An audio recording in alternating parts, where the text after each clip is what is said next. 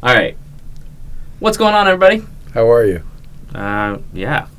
It's a day already. The devil doesn't want us to get any of this information out. I just want you to know right up front, it could be pieced together. It could be a piecemeal of a thing because the equipment has been having bugs. Take 3. This is take 3.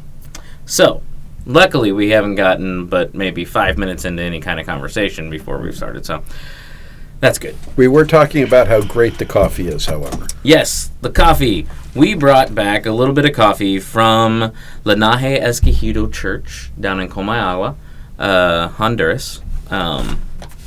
I've currently got 3 bags. It's what keeps your church going.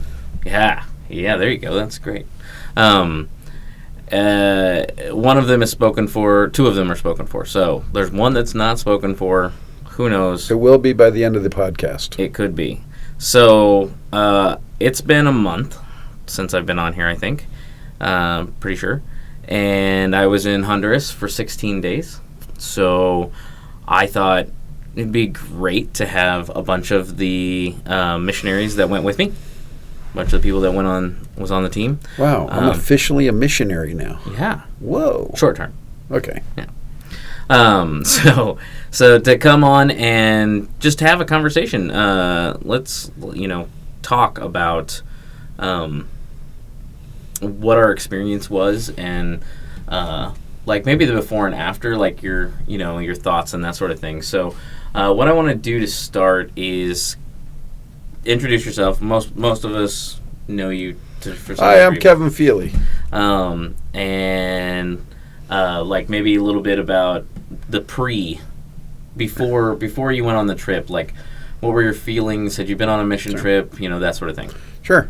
No, I had never been on a mission trip. Before I was more concerned about being a leader in the group because I was supposed to be your sidekick assistant. Yeah. And worried about the safety of a lot of people who hadn't been on mission trips.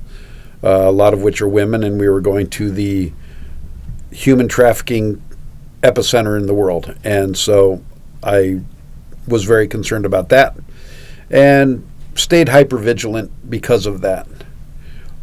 Which was great. It really was good. What I thought was exactly what I experienced, an emotional and spiritual filling up of my cup, which runneth over. And it was just one of those amazing things and came back with more than I expected. But leading up to it, it was just simply a matter of logistics and organizing, and those are things that I'm okay with. Was there anything that you were like super excited about going before you went on the trip? Like you thought, this would be cool to experience. Like anything? Nothing in particular. It was the opportunity to be a servant because my whole life has been oriented toward being successful and being served, and identifying being served with success, as I was raised that way. So the opportunity to go there in the servant role with no expectation other than misery, truly, was what I was looking forward to. I wanted God to speak to me there. Yeah, that's good. That's good.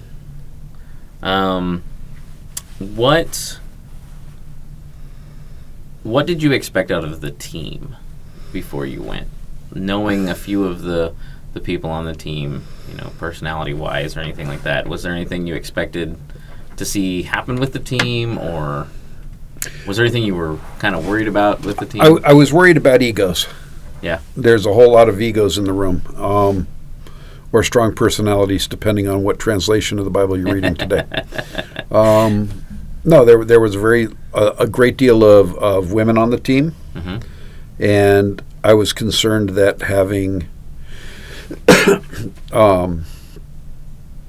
strong opinions, a number of strong opinions in the room was going to lead to chaos, whether it came from the women or the men. But my concerns were with so many ladies on the team that security, as I said, would be a concern. And I really looked at it from a perspective of we're all going down there to serve. And I expected from all the ramp up, all the meetings we did prior to, that everybody had the right heart everybody's heart was in the proper place to go down there. It was just now, how do we execute? And if we executed outside of the boundaries of the way somebody expected, how belligerent were they going to get over it? Yeah. And I was pleased that none of that happened. None of it. No, that actually shocked me. I was pretty blown away by the fact that with the strong personalities, that's the translation I read out of, the strong personalities in the room. The DSV. The DSV, I like it. Yeah, nobody wants that version, just for the record. No, I thought the same thing. I thought, what kind of issues are we gonna run into when everything changes? And lo and behold, I was expecting everything personality changed, classes, right? Like I did too. I did not expect for the team to act as one, like I felt like they did for most of the trip. And the times in which we didn't act as one, it was because we had different jobs. Yeah, what I mean? What was your anticipation going in? Well, I've been a couple of times, right? So but never leading the crew, right? This was different because I was leading a team of people, and so I was pretty nervous about the strong personality. That was probably one of the biggest things I was nervous about because I didn't know if I had earned enough respect from them or whatnot for them, if I said this is what we're doing, for them to just do it unquestioningly, sure. And also I have a lot of issues with like the way I view myself. So I've been working on that. But going into something that big, it was just all that ramped up, But I think the thing that I was expecting to come out of the trip was for people to come back and just tell people, hey, you should go on this mission trip. Obviously experiencing God, experiencing the poverty that they have there. Like I said, I've been before, so I knew what to expect in the home visits, right? When we went into 25 de Octubre, I knew what to expect, and I knew that Can I cut you off? Okay, obviously that means October 25th. Right. Explain to me this name. They say, I don't know, it's probably when it was founded. What was founded? The little shanty town. So the shanty town that we were in, where the school is, the MS-13 fortress, all that. Yeah. 25 de Octubre is the name of the town. 25th of October is the name of the town. Yep, and put that in your Google Maps. See what happens. And probably pull up. No, but yeah, that's and the only answer I can ever get from anybody who even lives there is it's probably when it was founded or something. I would have gotten C. Yes. I would have had somebody translate for me because look at you. I don't speak Spanish, so I understand a little bit though. I understand more than I thought I did. That was a shock coming out of this, but no, I think that part of that was just that was my expectation, was for something to go wrong, right? And egos, as you say, get in the way, including my own. I have a strong personality, so I'm included in that, and attempt to screw up God's plans, but I learned that you can't screw up God's plans. Nope. So, but that was my expectation going in, was for something to go wrong and it to become a mess and become chaotic at some point. But also for us to experience God while we're there. So there was the worry and the expectation, I guess. Right. So, well, they always say that there's like the speech you prepare to give, the speech you give, and the speech they hear. Yeah. Well, that's true. And so no matter how much you prepare, how much you expect something to be what it is, even if it is exactly what you're expecting, it comes off different. Yeah. And that is exactly how I felt when I was there. It's I was going down there to experience God. I wanted to be filled up. I knew I would be. Mm-hmm. But in being filled up, it was different than I'd anticipated. Yeah. Yeah, and I'm sure that even on our listeners' side, like, they can understand the whole, like, this, here's the topic, here's what we say, right. And then what they hear is what God needs them to hear. And I pray that never stops. Speaking of prayer, let's pause for a moment and let's pray here in just a second after the roll-in thing. Right? So welcome to the Truth Response.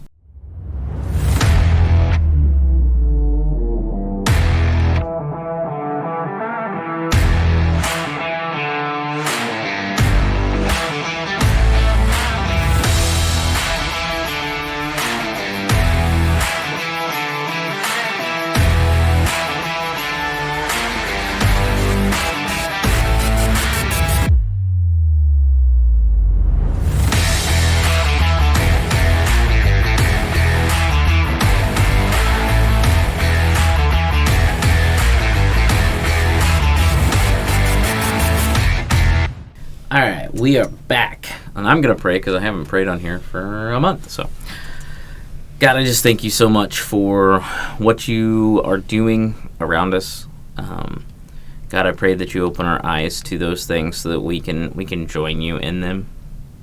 God, I thank you for what you've done in the past, God, that has led us to this point, and I pray that we continue to follow you into what you have for us in the future, God, whatever that might be. And I pray for contentment in all of those things.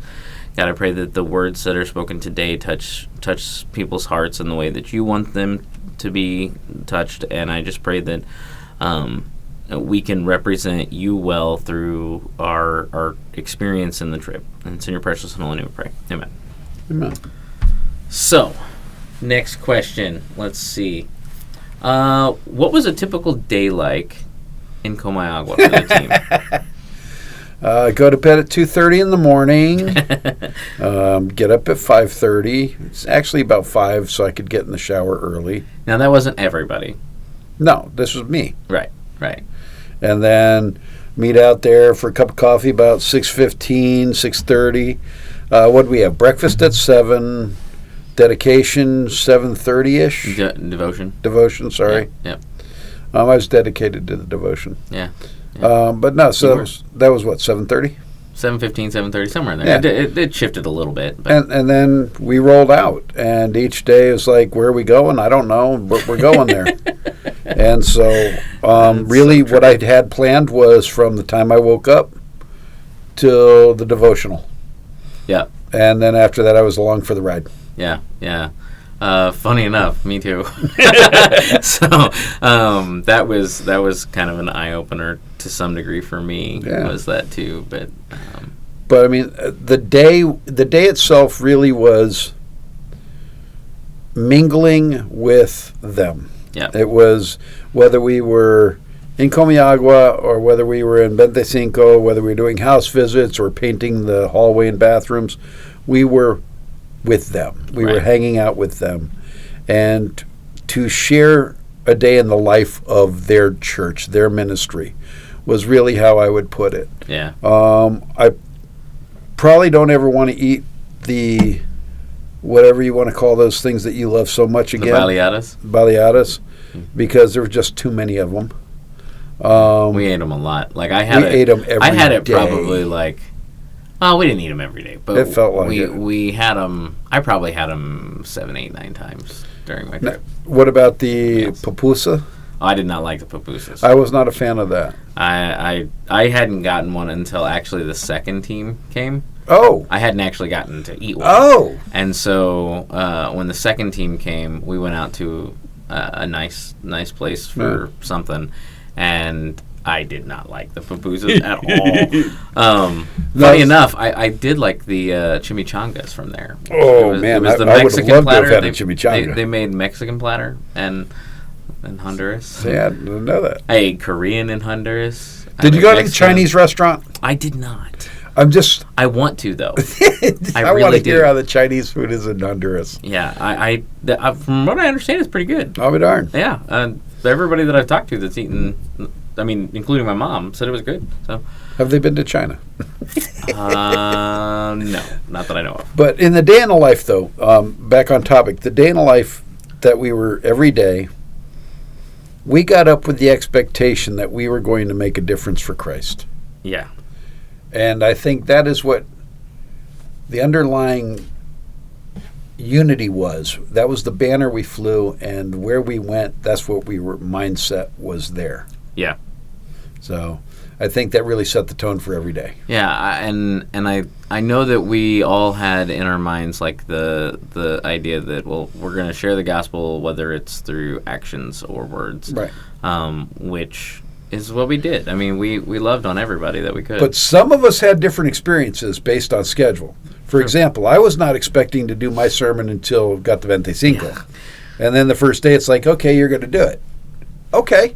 So I didn't have time to stew on it. It was just time to go. Versus Maria, right, who was supposed to be doing the very first thing, get it out of the way. Right. And she was literally the last day and of the trip. She just had to sit there and grind it out the whole week worrying about it. And although I think God worked in both of those things, I think that,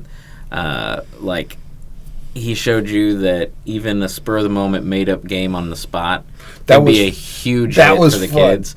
In fact, it was a big enough hit for the team that they used it later on for the kids when they did the volleyball at the soccer day. Yeah, yeah. So the next day, we did a soccer tournament, and they used the volleyball. So what Derek's talking about, for those of you who weren't there, is the first day. Now, my assignment was to give the sermon of Jonah and the big fish to the kids.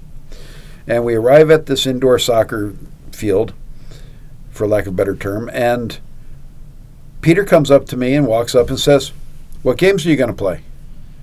Now, my understanding was games was going to be Anthony. And so I go to Anthony, I say, "Hey, Anthony, what game you got ready?" He's like, "No, I'm doing the men's event. That would be Shaliza." I go to Shaliza. Shaliza says, no, I'm only doing the women's event in 25. Okay. So I went back to Peter and I said, "Soccer." He goes, no, we're going to play that last. What other game do you have? And I literally looked over and saw two girls bouncing volleyball back and forth, and created this volleyball game on the spot. Tagged a message into it. It was like, it was solid. It was so good. It was good. God spoke. The theme of the month that they were doing was Jonah. They were preaching through Jonah. So most of our events were based in Jonah. So it was a good message. I have it all recorded, by the way. Awesome. Yours was the only one I recorded all of out of our team. That's the only one I could get all of. So, yeah, I'll definitely get you that. You Thanks. All right. So, missions often stretches us. How did this trip stretch you personally? Do I get to include housing arrangements? Sure. Okay. But you can't stop there. I mean, you got to go. Okay. You got to go beyond that. You can't go shallow. Well, we were in a room of 4 guys on 2 bunk beds with 1 bathroom.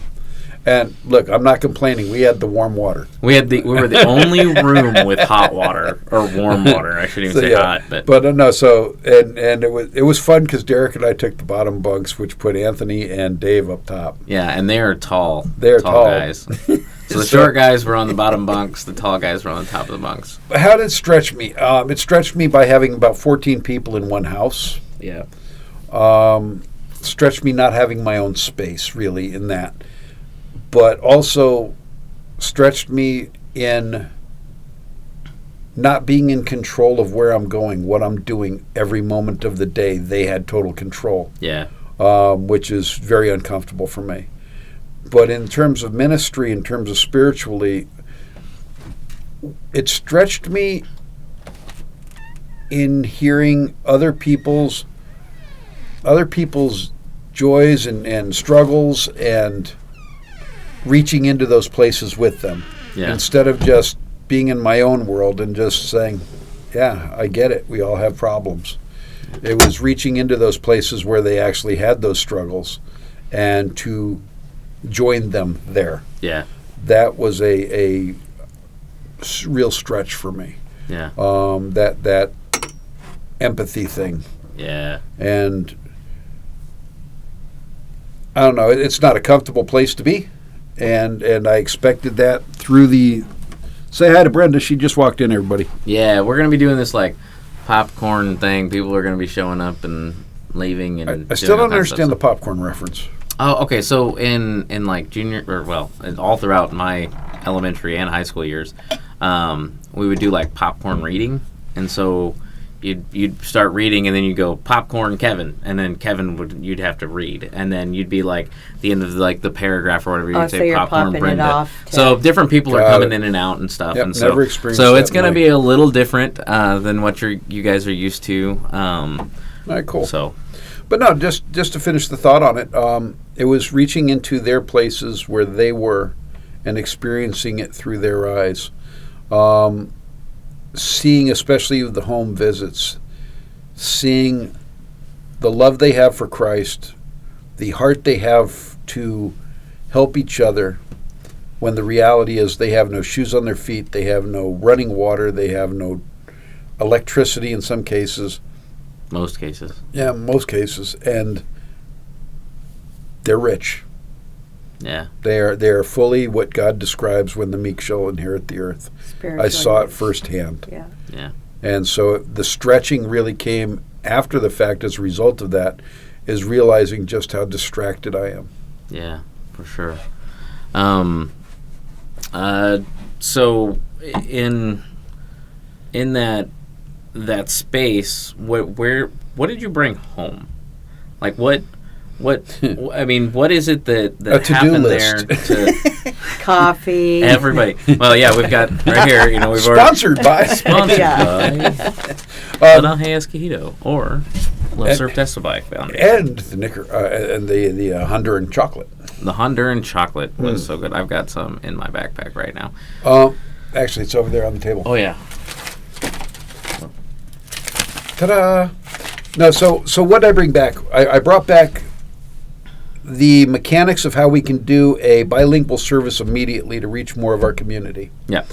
I brought back the want and desire to put together a house visitation ministry, a go pray with people at the mall ministry, and that mall being like flea market because it's more like their mercado. And these are things that we did there. What I want to bring back is Honduras to America, to Rise Christian Church, to Lehigh Acres. And not just that, but like the heart of what they were doing. Not necessarily. Well, that's right. Yeah, the heart of what they were doing, because they were intentional about being the hands and feet of Jesus. And I think that the cool thing about all of those things is that in our community, a lot of that stuff applies immediately. Right. Like we've got huge flea markets. We've got a huge Hispanic population here. Like, and so it definitely, I'm right there with you. I think that it was an eye opener, and I'm glad that you're going to start some of those things up. I'd love to join in a lot of that with you too. Well, so. and that's the thing. What I brought back is they are living their faith. Yeah. Yeah. We talk a good game here. Yeah. Yep. And we do it from our couch. Well, and I think a lot of times we think we are living our correct. faith, Correct. Right? Well, much to the discussion that we had multiple nights about living faith. I wonder if that's what Jesus meant when he told the disciples, "Ye of little faith." It's like, I thought I was living my faith. You know, I wonder if that was, you know, their perspective on it was like, it was convicting. I thought I was living my faith. Well, I apparently am not. Every day before I got there, I thought I was living my faith pretty well. And I got down there, and I'm like, no, I'm a spectator. I'm watching this from the couch. And to see that in action, and honestly, their services were so moving. Yeah. The ability to communicate Christ's love through the message, and not to detract from our own messengers here that deliver the message on a weekly basis, but this came from their heart. Yeah. Very spiritual. It was not, and it was likely rehearsed as much as ours is, but it didn't feel rehearsed. And when Peter handed it off paragraph by paragraph to Kathy to translate, her translation was as passionate as his message was. Yeah, I was amazing. I loved their translators. And the Sunday after you guys came home, your guys' team came home, the lady that translated was just on fire that Sunday. Oh, yeah?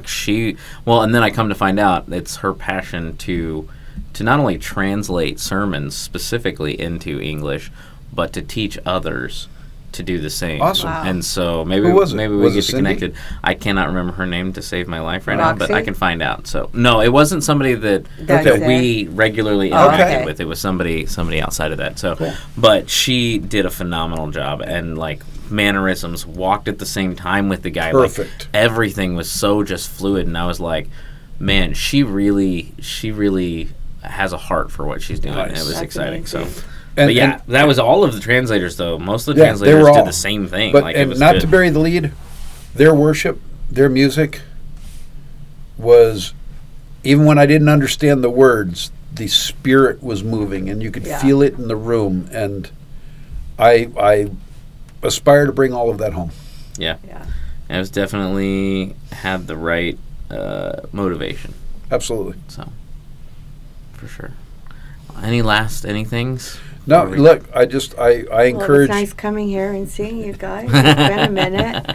No, you're sticking around. You're I want to staying. popcorn out. He's popcorning out. So, Um, anything you want to? my parting shot is this. I would encourage anybody and everybody to jump on the mission trips when they're available. Yeah. Do not think you have to be a biblical scholar to be there, but know your faith. Know where you stand in your faith and be able to represent Christ wherever you are in all that you do. And then be prepared to be stretched, because God doesn't just want to accomplish his task. He wants to work on you at the same time, Exactly. and there's no better way to do it. Yeah, Yeah. So, for Most sure. definitely. y'all have a great one. Thanks, I'm going to Kevin, go for have other hopping on. conversations. There you go. Ah. Have you ever done a podcast before, Brenda? No. All right. Well, Only in it's my not- own mind. It's not hard. It's not hard.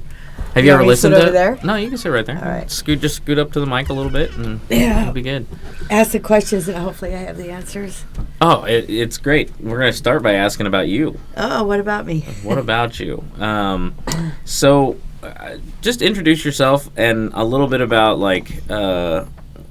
when did you get involved with our church? Just to start, just Oh. a quick something, nothing Okay. crazy. My name is Brenda Carmichael, and I've been coming here probably, I'd say, for the last 4.5 years, but more so in the past year. It's pretty regular, and being involved with, what God touches my heart to. I have been to a church before where I just bombarded myself with everything and then got burnt out. Yeah. And so, it's like that's me doing it, not the Spirit saying. Mm-hmm. So I've been trying to be as active spiritually where God wants me to be here. And a part of that was him signing me up for Yeah, for a mission trip, Honduras. yeah. For Honduras, which was the year prior. The team came and talked to our church. And at the time, my husband was alive, and just kind of thought, just a flickering thought. And then early on this year, they came again, and, I was led by the Spirit. You're going to go do Honduras. And I had a whole bunch of stuff in front of me that almost seemed like it was impossible. But But you had the call, and you were faithful to it. You told me all this stuff, like all these things that were roadblocks, and you're like, huge. If God wants me to go, he's going to remove them all, and he did. He removed every single one of them. And, when I was getting my passport, never once did I think, I don't know if I should get this, because I have this, I still have to. Yeah, you knew that you knew that you knew, man. I just knew that I knew. It was definitely inspiring. Yeah. Your faith in knowing that God wanted you to do it. Yeah, that was crazy. And I look back on that because I have to kind of reflect, was that me just thinking I wanted to do that? Or, right. But it was, no, he wanted me there. He wanted me there, and also healing me, through the process. And I'm going to get a little emotional. But trusting in him again, and him being the light of my life and the Lord of my Lord and Savior, and putting him first. Yeah. Finally, putting him first, not a husband, although he's passed away, but that's what brought me to my knees. Yeah. Him first. Going into, before you went, right? Yeah. What were your expectations before the trip? I didn't have any. No expectations at all? None at all. And it's not being sure or anything. I think it has to do with me traveling my whole life. Yeah. Being in different countries, just expecting the unexpected. Yeah. Don't expect anything. So I just let it be what it was. Have you gone on mission trips before? Never. This was your first one? Yeah. Okay. But being homeless is kind of a mission trip. Yeah. Well, hey, look, I mean, that's for real. That's for real. We can do local mission trips. That's totally a thing. Yeah. There's homeless people in every country. So there is. Okay, so cool. So you had no expectations. What did you think of the team going into it? Because when I first started and we all sat at that table that first day, just seeing all the different people, not knowing any one of them, and them not knowing me, and not knowing you even, right? Because I was, like very quiet in the church, kind of just sitting. You were the one I didn't know. You were the only person at the table that I didn't know at the time. Did I scare you? Originally, no. Originally, though, you were the only one at the table that I didn't know. So, I didn't know you at all before. Yeah, before I just you signed up. I didn't. Who is this? Know Did she of come to our you, church? right? Like that wasn't even. Yeah, that wasn't even like I didn't even know of you at the time. So nobody did. Right. So that must have been interesting. To be completely... Well, like I said, my background, it has... I've been around people, strangers, Yeah. So I'm not uncomfortable with... And I think that's... it's kind of like going on this missions trip is like, okay, Lord, you have given me a lot of things in my life. Yeah. And being around every type of human being there possibly is, rich, poor, and educated, doesn't matter, from every spectrum, every nationality, Yeah. it's been in my, with me my whole life, so adaptability is really easy for me. Yeah. As I was saying, I'm a little cacarocha. You can put me anywhere. So, I'm diversified. What was the most, and maybe nothing surprised you, but what was the most surprising thing when you first got to Comayagua? Like from the van to the house, or just when you first got to the country. Okay, I'm gonna give a little. I did tell your mother, and I did tell look, I can't even think of her name now. Oh, shame on me. Peter's wife. Kathy, thank you. I'm microphone shy right now. But as soon as we were flying over Honduras, you could clearly see, the outline of Honduras, the beach, the border, and then it was just mountainous. And I didn't start off with the window seat. It was offered to me right towards the end, and I was like, cool. So as I'm looking over that, and as God will, say to me ever so quietly, I'm looking over the edge and I'm just saying, oh, how beautiful. That is just so beautiful. And all I heard was, learn to love it. Yeah. And I was just like, that came out of clearly nowhere. It's not someplace that I would choose to want to be. Yes, to go back and do missions, most definitely, but I was just like, what does he mean by that, Yeah. Time will tell. Yeah. Time will tell. Yeah. Well, did you start learning to love the country? I loved, I love the cows in the road. I love the buildings. Was a lot. Yeah. I love the dirt floors that those women had in their homes. There's just so much appreciation for everything. Just the, it's it just brings me back to, I don't need so much. I don't, you know. And where do I put my efforts into? Is it materialistic things, or is it going to serve God? That's what I've mostly been, you know. I haven't really seen you guys since I got back, but trying to figure out what it really meant for me, and just trying to figure that out. Yeah. No, that could take a while too. I mean, that's something that, like, there's a lot to unpack. There's a lot that feelings, emotions, you know, experiences that we all had that we're going to be unpacking for a while. And it's crazy because when you go with, what do we have, 11 people? There's 12. Well, 12. Yep. You know, 12 strangers to me, you know, but learning to know them 13 if you count my parents, right? But, you know, learning to know them, like, through women's Bible study and, you know, just the widowers group, the whatever women group, although they weren't in there, but right. It's just learning the women, you know, and learning the relationships that I've been building up in this church, and the pastor and everybody, you know. And it's just crazy that we could be in a room, you know, a house, and just literally fluidly move around each other, you know. Yeah.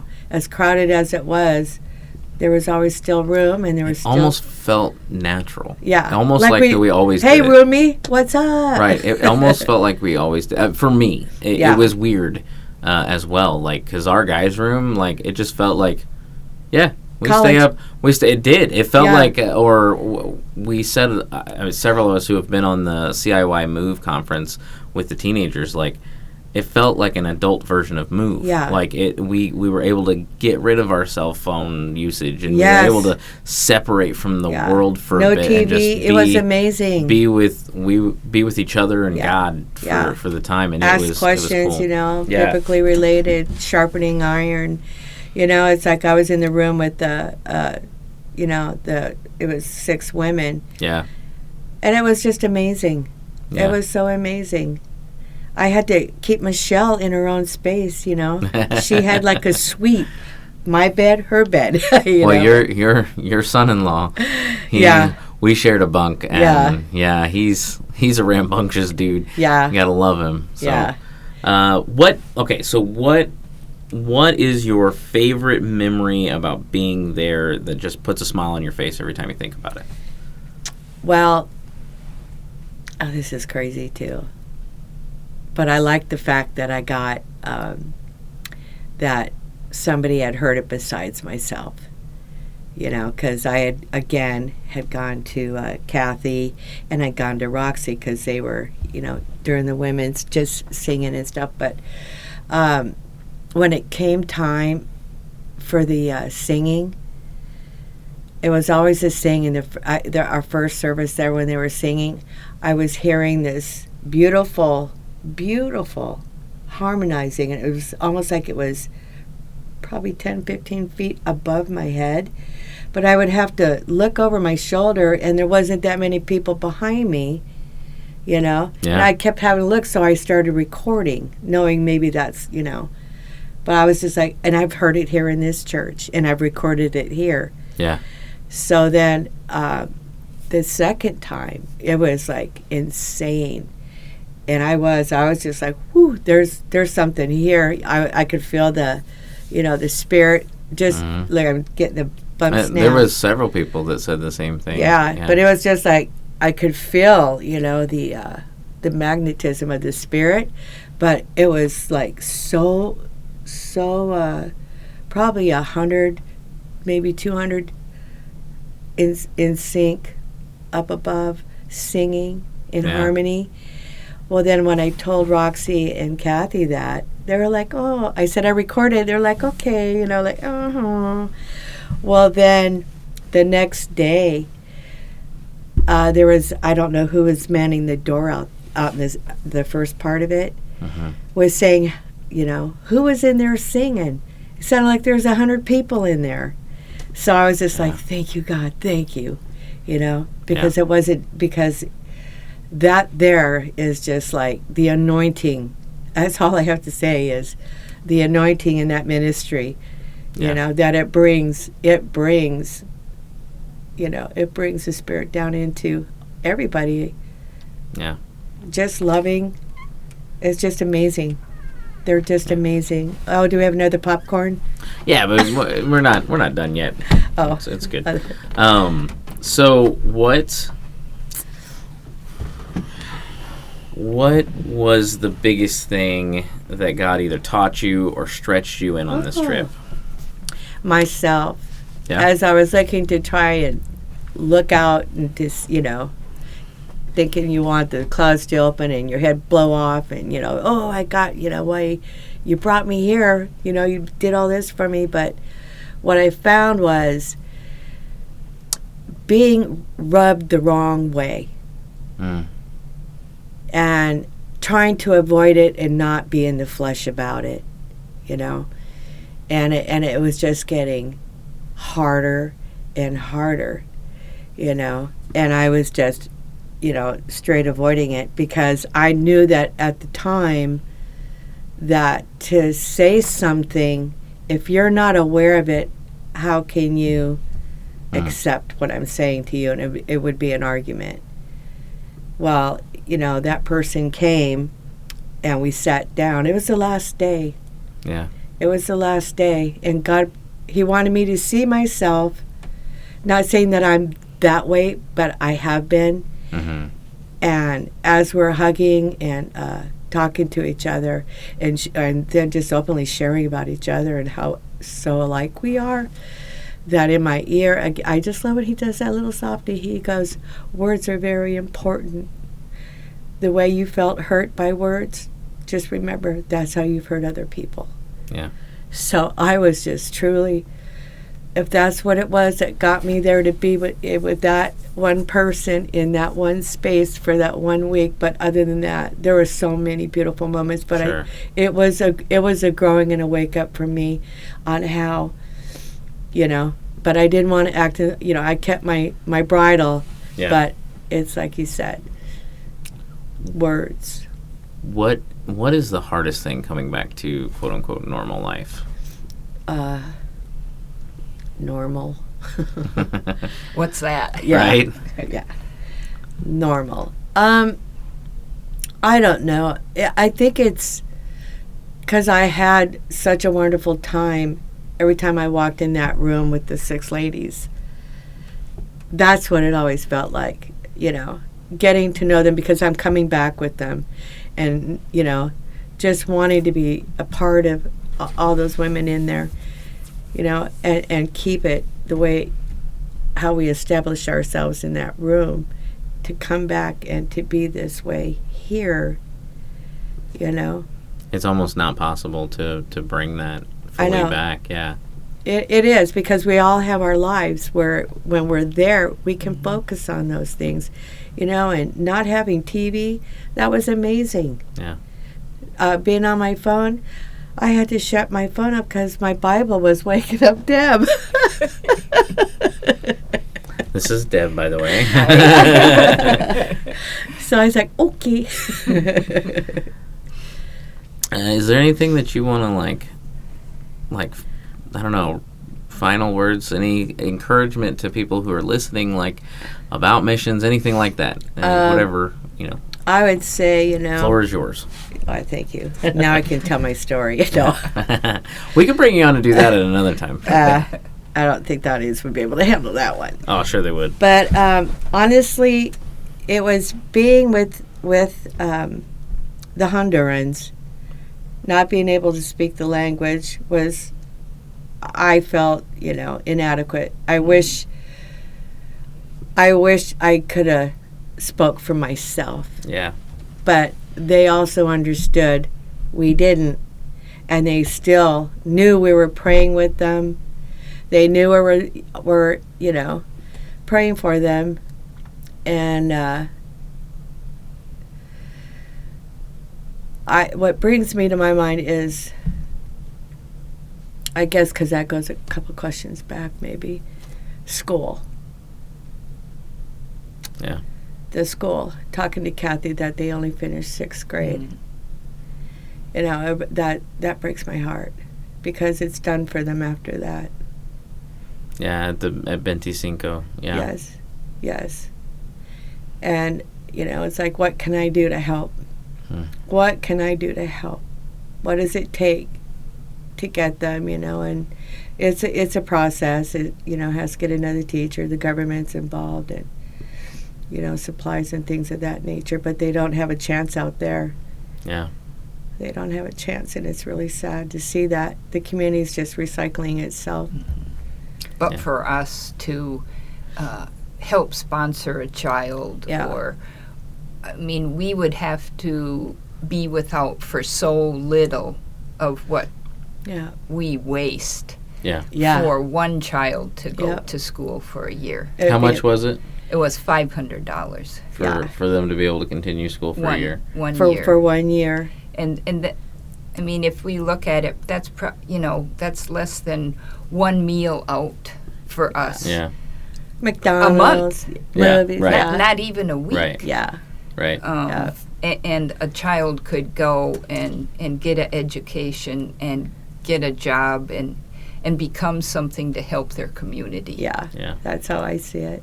Coming back, you know, if they have the power behind them, you know, and the church, they can make a difference in their own community, and that's what really. And I have to say one more thing, and I know it's probably nobody's going to say it. Those animals need just as much help as the people. That was definitely tough for animal lovers because you can't touch any of the animals that are there. And it's they're starving. Different things, and the people are starving, starving, but they're literally diseased and starved. But yeah, there needs to be a program. But I don't see it's hard to say with that. Well, part of it, I think, the solution to that would be, help get the people on their feet, because it's not like the people didn't care about the animals, right? Like, it's nothing that it's just because of the environment. Yeah, and you could it's not because of them. It's the environment. You could see the people that cared about their animal, even though it was starving, that dog followed that person wherever they went because they were still loyal to that person. But if you have children, you're going to feed your children first. Of course. Yeah. Yeah. And they're more important than the animals. Animal. But I would say, if you have the opportunity to go on a missions trip, I'm already signed up for next year. So. And we haven't even put out sign-ups yet. I know. It's okay. God's already told. Look at she's already stole the spot, didn't she? Yeah. Well, God's got a plan, so.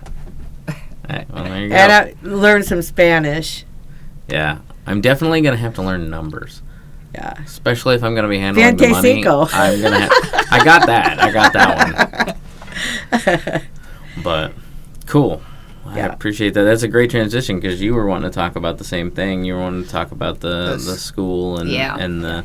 And I think for the people that are listening, if somebody does want to help support a child, that they can make a donation to Love, Serve, Testify Foundation.org and just put on a memo, that where it goes to for the 6th graders, or just give a donation so the foundation can put the money where it's most needed and they can go from there. But for $500 for one child, to give them a hope and a future. I'd say you get that one student, and if you could sponsor that student till 12th grade, Yeah, I would put just for the legal purposes of it all. I would put probably like 25 school or the school. They'll know what that means. Right. Currently, Love, Serve, Testify Foundation only has that one church in Honduras that they are supporting. Currently, and so they'll know that to help out with the school. However, but they are really good about putting the funds that they get into the right places. They know where they need it. Yeah, they definitely know where they need it. And so yeah, it's you can get merch that helps out with that cause. You could do all kinds of stuff. So check out the website. Yeah. And you check out the ministries that they're doing. Once again, coffee. It's actually very good. I've Coffee been from grinding my Honduras. beans. Did you like the candy? Yes, I did. Very good. You Yeah. did? You ate them all? No. I'm, spreading them out. Yeah. Remember the neighbor came over with the little packets of coffee? Were you there when he was? Yeah, I talking? had one. Yeah, I had Yeah. one. Well, I got some packets, and I gave her a couple of packets Nice. because There you go. she was saying, I hope we're trying to find this coffee." Yeah, I got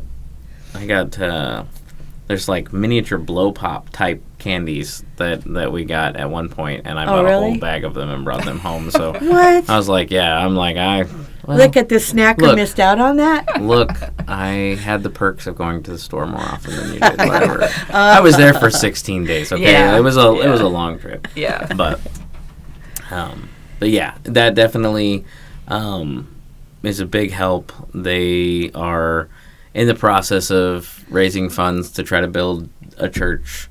They have bought the property that they need.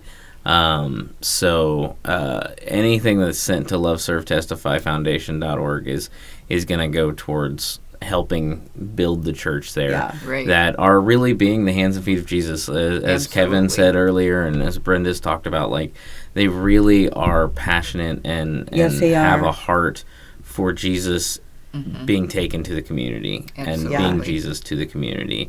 And, It's like yeah. I did things I never thought I could do, going through the market, and praying for people, Yeah. freezing up, but still nevertheless Hey. pushing through it. Yeah, that was That was a trip. it was interesting. Yeah. It was definitely interesting to see some of that stuff and getting to know the people Yeah. and all the information behind them. So, well, Very good. I appreciate you coming in and sharing a little bit This about the trip. popcorn's leaving the popcorn stand. I do want to get you in here at some point, talk about that story of yours, because I think that people would benefit from hearing about it, hearing your story. I think About when you're ready, Getting to Honduras. just all of it, Look at- whatever. Get it. Oh, my whole story. Any of your story you're up and willing to I share. don't- I think that people will benefit from having that conversation, hearing that story. So, but we do appreciate you coming in. Thank you. Sharing a little Have bit. fun. Okay, I will. I had to pray. I was like, Lord, I talk too much. Make sure I say the right things. It was perfect. It was perfect. Thank you. So, Deb, Yes. tell us a little bit about yourself and how you fit in with the church, just briefly. Okay. I am not a Florida native. I come from Wisconsin. My husband and I started at Lehigh Acres Christian Church when we were snowbirds back in 2010. Never tried any other church, just continued to come here because we were just happy Yeah. with the people that were here, the pastor that was here, and we've just continued to grow with the church. Yeah. And we both feel like it's home. Very cool. Very cool. Yep. What were the expectations that you had before you went on the trip?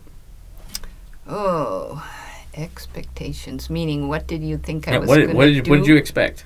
What did you expect to experience down there? Well, I have been to a third world country before, so the poverty and that kind of stuff,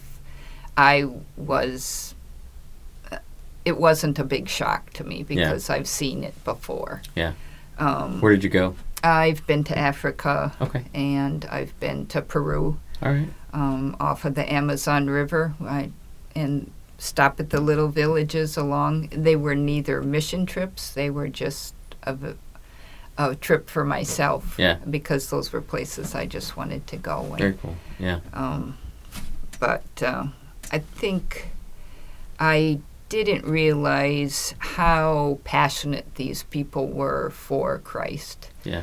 And not having the resources that we have here in the United States, and just having so little but yet be so passionate and content with what they have was awesome. Yeah, for sure. Did you have any thoughts about the strong-willed team that we were taking? Have any first impressions of how that was going to go? Well, I guess I knew myself. Sure. And so I knew that could be an issue. I didn't know a lot about the other people. I had met Brenda and Logan in the women's Bible study, and Maria, and Lamar. So all of them were in the Bible study, but in there I can't say I knew them as strong-willed people. Right. I had difficulty with myself. The further we got into the meetings, though, you could tell that people were strong-willed. Yeah. This is my idea, and this is what I want to do. Right. And I think probably a couple of times in our remodeling of the church, I felt I was pushing myself a little bit too far as to telling people what to do, because I like to keep organization and keep on schedule. And we knew ahead of time that things were not going to have a schedule when we were there. So let's talk about that for just a moment, like the project that you had doing the bathrooms and the painting, all that stuff. Yeah. Like, how did you feel when we didn't finish it that day? I was disappointed. Yeah. I'm like, I wanted to get this done. And we weren't planning on coming back to do that. And I felt so bad. I thought, this was one of the things that we wanted to finish and make it look a beautiful place for even the kids and for them to say, oh, wow, look at this, how much, and when I thought we weren't going to be able to finish it, I was terribly disappointed. It's crazy because God changed our plans quite greatly in that. And so that next, I think it was the next day. Yeah, the next day, we weren't able to go out to 25 to paint. Yeah. We'd already bought the paint, so we left that there for the next team to come and paint or whatever. Right. But we couldn't do that, and so we were able to finish the project, and it was amazing. The transformation from what it was before to what it is now, was just absolutely night and day different. It was.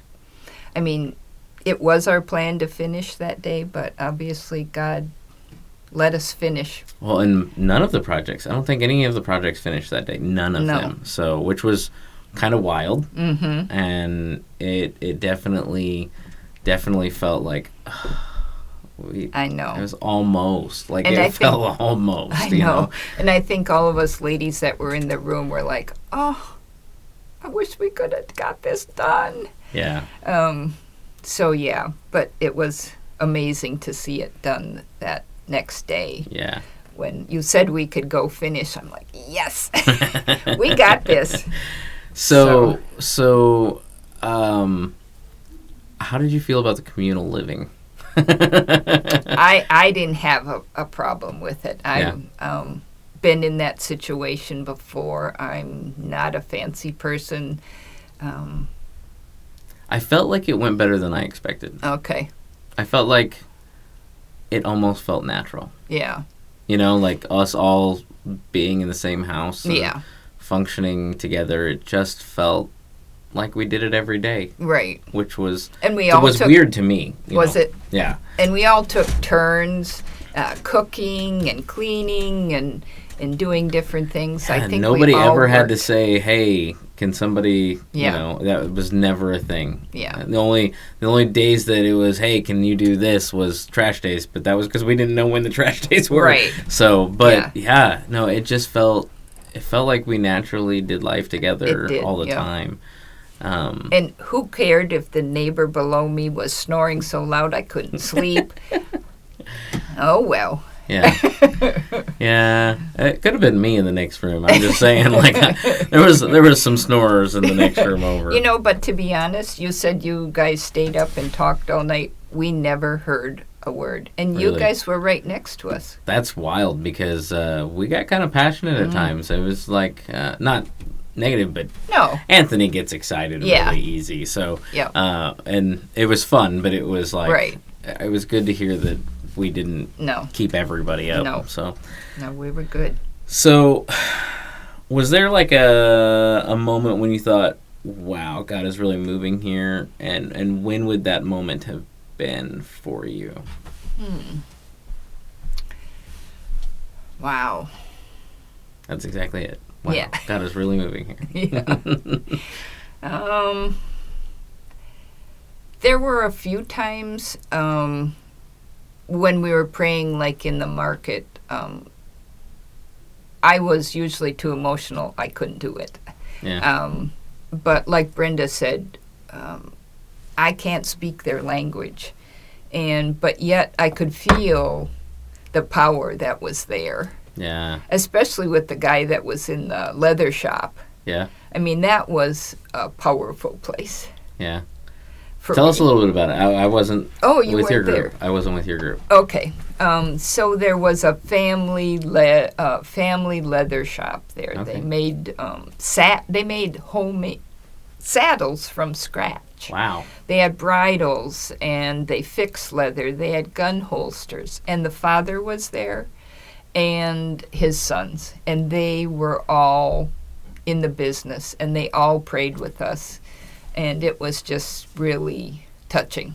Yeah, the market was interesting. I had never done that before. Okay. I'd never done like the, going and just asking about them and, praying with them and, sharing the gospel in that way in a market like that before. Yeah. That was a new experience for me. That was something I hadn't experienced. Yeah.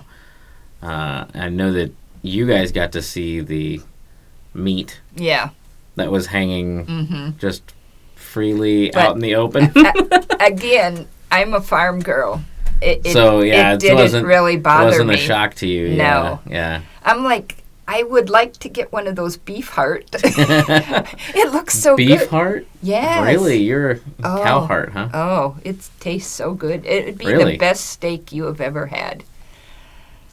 Yeah. I might have to toss some money at you and have you cook me one because Yeah. that would be. I don't know. That would be the only If I weird wouldn't piece tell that I you think. it was a piece of beef heart, Never you know. would never know. Really? No. It is a great steak. It sounds like the only part of the body that's not normally eaten that I would be willing to eat. Yeah. There's Hispanic would- cultures eat a lot of Yes, they do. the animals, and so Yes. there's just some things I'm like, that's not happening. Yeah. But Yeah, if you don't know, that's right. that's interesting. And then the other part that I really felt God was working was when we were at Bente Cinco with the kids, the day we made the beads and played with the kids. They just were having such a great time. And so was I. Yeah.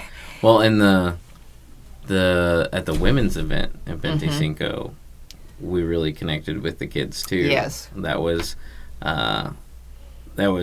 really cool. That's when I really got to really get involved with the Right. children, because we were out there playing with them while the women were inside Yes. doing the women's event and Right. wheelbarrow races and everything Yeah. else, and maybe that's the day that I'm talking about. Yeah. Because at 69, I'm still a big kid. Yeah. And it was so fun to play with the It was kids. a blast, and people got to see something they'd never seen before, and that was me running. Yeah. And I'm sure it was as funny as I felt doing it, but it was a real game changer. Yeah. What was cool for me was I didn't get any pictures with the kids during the week, right? Yeah. But the very last day that we were there, we went, not your team, but the second team, we were there. We had done home visits. So we weren't actually at the school. We parked at the school. But then we did all the home visits for Bente Cinco. And while we were going, the little boy that I had bonded with was riding his bike to somebody's house that we were stopped at to get air in his tire for his bicycle. And so I got to get a picture with him, right, which was cool. And then we got back to the school, and a couple of the little girls, school was out, a couple of the little girls that we had bonded with, and on that day, the whole this, and the tagging and that sort of thing. They were both there. Okay. And me and Shaliza got to get a picture with the group of girls, but the two that I bonded with really well, specifically, I got a picture with them. So it was cool that God just offered me that opportunity when I hadn't had it before because of leading and doing different things and trying to figure out logistics. It was one of those, like, this is, I get to sit back, and then God blessed me with that. So that was cool. But man, those kids, they just loved being loved on. They did. And the love was given right back. It was. I mean, one day I hopped out of the van, and a little boy, never seen before, walked up and was like, "Hola, gringo," and just gave me a big hug. I'm like, hey, buddy. So it was cool. Yeah. It was cool. And it was so special for me, and I think a couple other people bonded with Sebastian. Yeah. Who was, the largest 3-year-old you've ever seen before. And so quiet and reserved. And he didn't speak the whole time. But you could feel how much he came out. Especially that day. That when day we did the wheelbarrows and I twirled the kids around, and I'm like, okay, all the other kids weighed probably 35, 40 pounds. I'm thinking, I can handle this. And then he came over. It's like 70 pounds. And he's like, he wants to go, and I'm thinking, I got to do this because... He did with everybody else. And he allowed me to pick him up and twirl him around. Now, he only got 3 or 4 twirls where the other kids got 6 or 7, but I felt so privileged that he would let me do that. And he opened up, He was super closed off when we first got there, and I mean, he's 3, so there's that, right? Yes. But he's like 3.5 foot tall and 70 pounds, to the point where it was like, are you sure he's 3? Like, is this like leap year 3? Like, I mean, it was like, really? Are you sure about that? But his mother reassured us that because he was definitely 3. So. I was in the group that went to his home. House, right? Yeah. Yeah. And you guys had asked several times, I think. So cool. Your dad, he had a fire truck. Oh.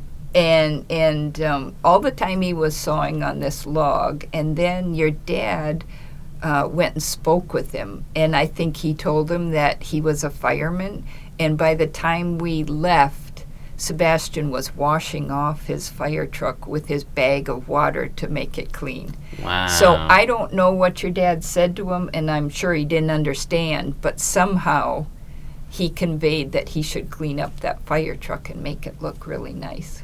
Yeah, that's cool. Yeah. That's really cool. And I did see him on the women's event when we were playing. I saw Sebastian open up to my dad a lot too, and he played with him and was, whatever. And even by the second week, like when we went back out there, he was a lot more open and receptive to us. I mean, like I said, he was only 3, so he didn't know these gringos that were coming in. It wasn't like, he had been around my parents who go every year, or anything like that on a regular basis. So it was cool to see that. It was, sure. And I hope we really made an impact in his life, and hopefully that we can continue. Yeah. To help him grow and come out of his shell. Yeah, and that was my hope for all the kids. Really, was like that they felt loved by somebody who didn't have to. Right. Like that's. For me, see, you were the one worried about getting emotional.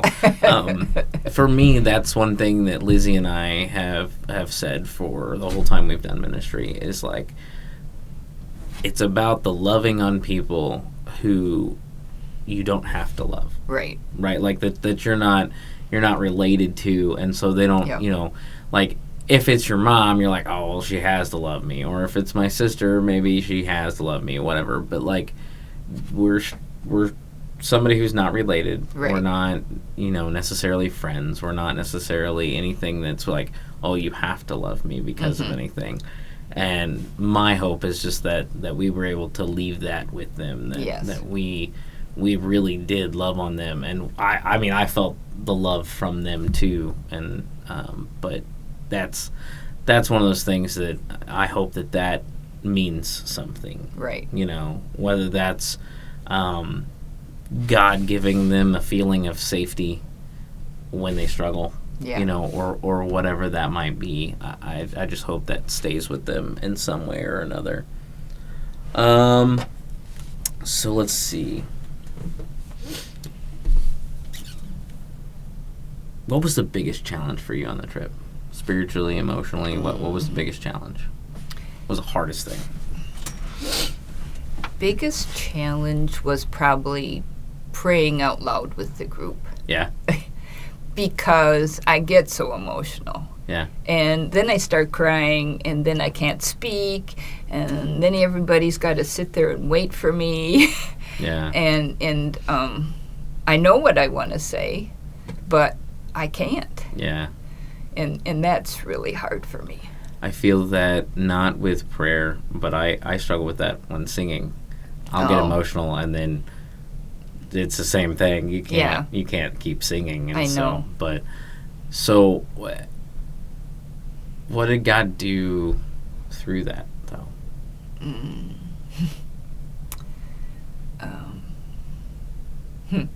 Maybe gave me more courage to speak out, because everybody always has been, because I've said that over and over, and they're like, well, it's okay. Everybody can feel your compassion at that. And I understand that, but it's also my embarrassment. And Sure. I shouldn't really be embarrassed, but I think that's just human nature, to feel that way. Sure. I was going to say, that's one of the things that you asked for prayer about. Yeah. For coming on here. And that's like, I understand why, but at the same time, like,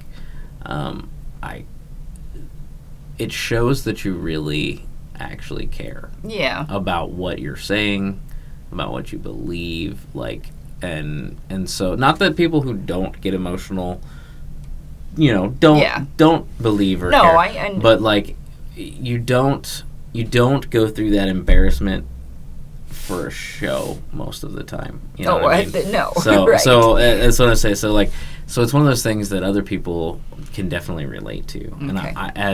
And we talked at the debriefing meeting, right? When we came back, when I got back on Monday night, we, you know, one of the other people in the group had mentioned that the struggle of prayer, and two actually other people, right? And then you shared that as well, and it's like the more you share that with people, and show people that it's okay to do it through it, right? The more courage that you instill in other people as well to go ahead and do it. Yeah. Even if it feels embarrassing or hard or whatever. Yeah. I mean, we discussed like praying with our spouses, you know, and that sort of thing, and how much of a struggle it is for just about everybody who express the fact that they pray with their spouses. Now, how weird it feels, you know, and that awkwardness, and that almost that sense of embarrassment, like you're talking about at times. So I just, you're not alone out there. Like everybody who's watching and listening, there's other people who struggle with that, but don't let it stop you. Don't let it stifle you, because it's okay to be passionate enough and excited enough and have reverence enough for God that He just overwhelms you, and that's a beautiful thing. Don't let the embarrassment weigh you down. It may be there. Yeah. But cut that string, you know, as soon as you recognize it, right? Because that is you having a connection that is overwhelming, you know, which is good. Thank you. So, and because I don't know if you remember, before we left, the Anthony that didn't go with us, he prayed us out that day. I know. I told him to. And I told him, you need to be praying. So when we when we got home, I sent him a text message, and I Awesome. said how I knew how he felt, Yeah. because he was having trouble with his words. Yeah. And I thought, way to go. Yeah. I did that one other time to him during our meetings. And for those of you who don't know, kind of a God thing. I'll share in full detail probably on another episode. But there was an Anthony that didn't go with us because God called him to step back. And yet he was at every meeting, Yep. every fundraiser, Helped us out with everything anything we he did. could. And so one of the days we had split off with, when the missionaries were here, Okay. we split off with different missionaries, and I Okay. forced him to pray. And I wasn't and he here. gave me this like, what? Look. So yeah, I had forced him to pray Okay. just in a smaller group. Sure. So, but it was cool to get to see everybody stretch. Mm-hmm. It was really cool to see that, and the fact that we had so many different personalities, and like I had said, they were all strong personalities to begin with, but we felt like a team. We felt did. like one. We felt like, Yep. I mean, I don't think anybody experienced anything but a feeling of like, we're all in this together. You know, like it was supernatural. It was definitely a God thing. I don't know how else to describe it. Yeah. But And I became so. There were some of us ladies in our room that shared things that we wouldn't share with anybody else, and it was very moving yeah, to do that. yeah. What do you feel like God is calling you to bring back here from the trip? Probably be more involved in doing things, and maybe helping the community in some way for the people that struggle here, because we have people in our community that struggle. Even kids. Yeah. Even some of the kids that come here. Yeah. You know, to be support for them, or some place to go if they need a safe place. Yeah. I would like to do that. Yeah. Kevin before was here first, and before you got here, he had mentioned wanting to start up several, and he said it at the meeting too, several outreaches that are local. Is there anything that you see specifically that you're like, that you saw on the trip, that you're like, it'd be really cool if we did this thing in whatever capacity it looks like here? Right now, I can't think of anything. Anything specific? No. And that was, it's going to take some time to debrief fully from, Yeah. we're going to be talking about new things for months probably, Right. that we're learning from the trip. But Yeah.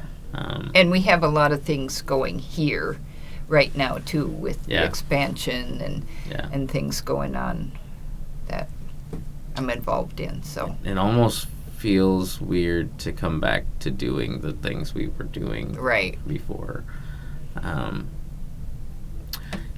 Do you feel like that has shifted your perspective on some of the things that you were already doing here, that you're going to move forward in?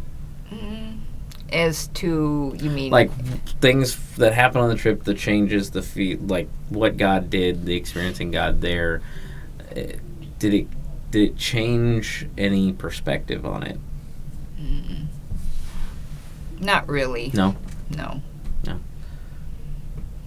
I mean, I want to stay involved with our mission team. Yeah. You know, and stay in close contact with everybody that was involved in that. Yeah. I don't want to lose that special feeling. And especially you ladies that expressed like that, being able to, the walls to drop. Yeah. And you getting to share things you wouldn't have shared with anybody else. Right. It's been my encouragement from the first time I heard anybody say that to, it will always be my encouragement that you guys get together and just talk. Every once in a while, I would encourage you guys to start a discipleship group where you just come together and you hold each other accountable. You can do a Bible study if you want, but Sure. but just where you talk about things and process things, and even if it's just little things in your life, like you guys already have a trust for one another, and the walls are already down. Right. The hard things, some of the hard things are already out. You know that you know you don't have to worry as much about somebody backstabbing or hurting you or whatever, because it's already out there, right? And that was what I had told Maria when she had said that. That I had walked up on them talking out in the open. It wasn't like in private or anything. But that's what I had told Maria was like, look, you've already put it out there. So if somebody's gonna hurt you in the group, they're gonna do it, and they've already got the ammo. Right. But the group doesn't feel that way. Like I really like this is probably for nobody really knowing each other really well. I mean, like, to have a group that is that willing to open up, and I mean, we had some crazy deep conversations in our little guys' room too. So, but that is something to capitalize on. Is you guys gotta figure out how you can make that happen. Yeah, and I think we can grow together. And 100%. I think that you guys are. If nothing else, you guys are made to do life together in one way or another. So it was cool to see all of the women shared something. They didn't. Everybody knew. If you knew, you knew, right? But like that everybody, all of the women at one point or another said, I was able to say something that I've never told anybody, or I never felt like I could tell anybody, and it was like and feel safe, and to me that was like somebody's holding on to something that is that scary to them.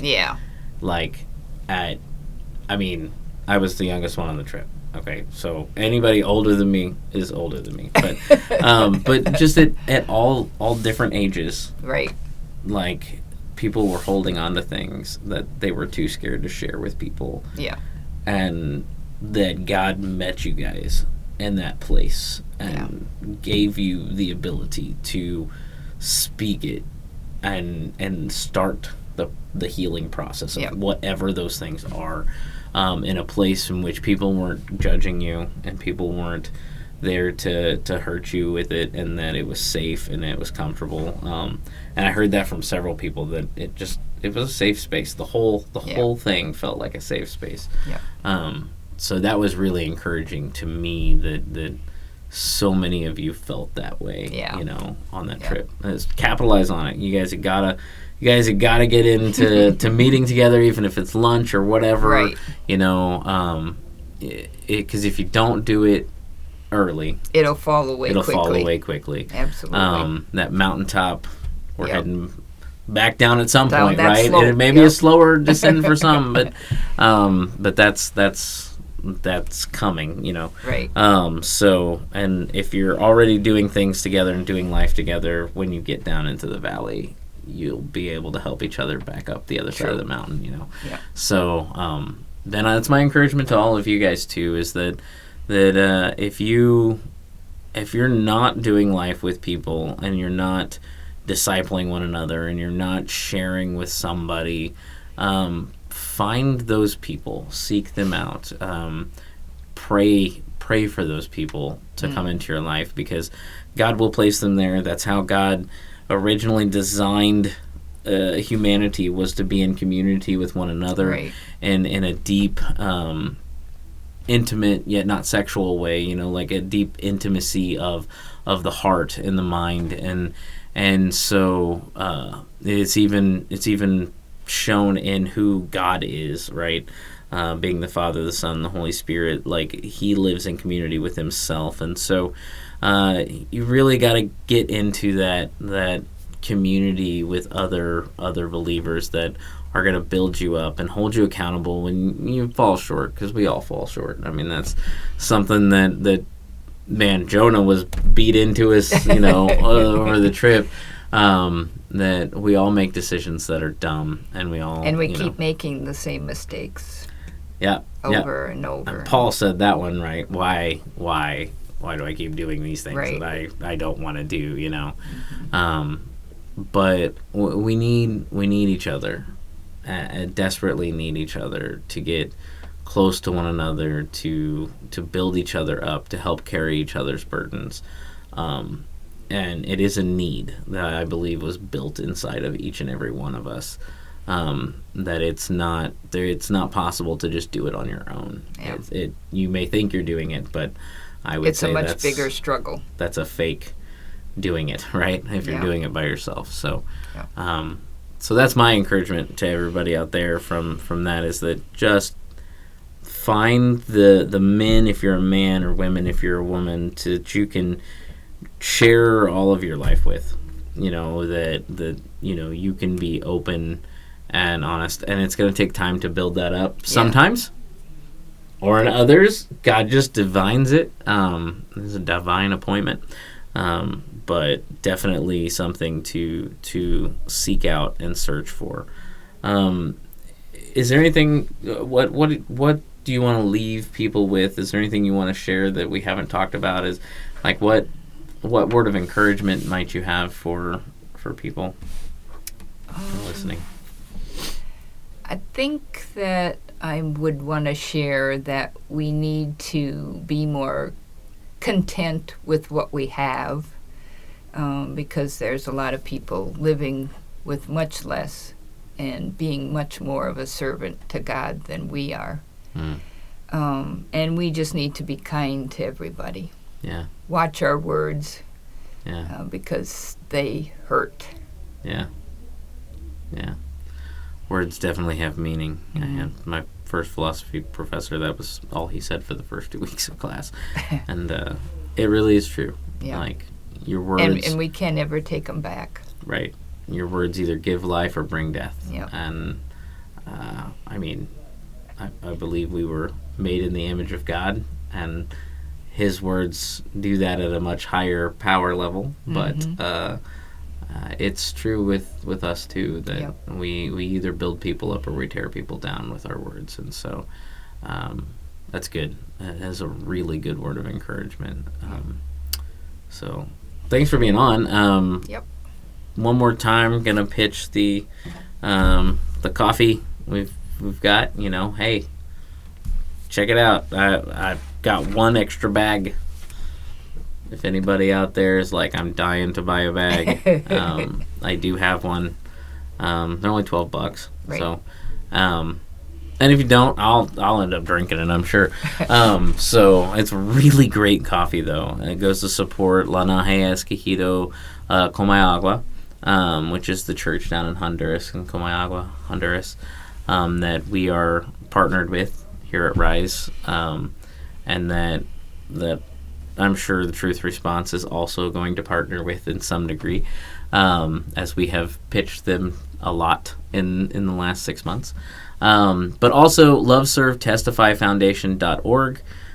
You can send a donation to them for just really to support the things you've heard about so far with the school and with the church itself and all of the ministries there. There's some pretty cool merchandise that you could get from there too. And right now, as far as I understand it, the coffee is not available to purchase in our country yet, except for here. So maybe it should be like $24. Maybe we'd double the price. No. Or they could just donate extra. Yeah, they could. Mm-hmm. They could. But yeah, if you if you have any thoughts, comments, please don't be afraid to ask.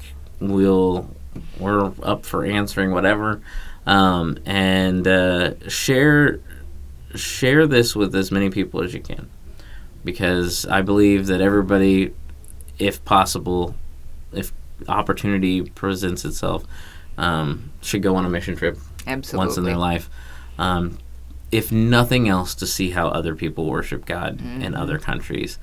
And I promise you will find it's a whole lot more similar than you think. And that when the whole church comes together, regardless of where you're from. It's a beautiful thing. It is. So, thanks for tuning in today. Hope to do even more of these here in the next couple of weeks, and God bless. Bye. Hey, thanks for joining us. Make sure to subscribe and give us a like on iTunes and Spotify so that you will never miss a show. And while you're at it, check out our Facebook and Instagram pages and make sure you tell your friends about this show. You don't want them to miss out on the truth, because we are all about the truth here. Thanks for joining us this week, and God bless.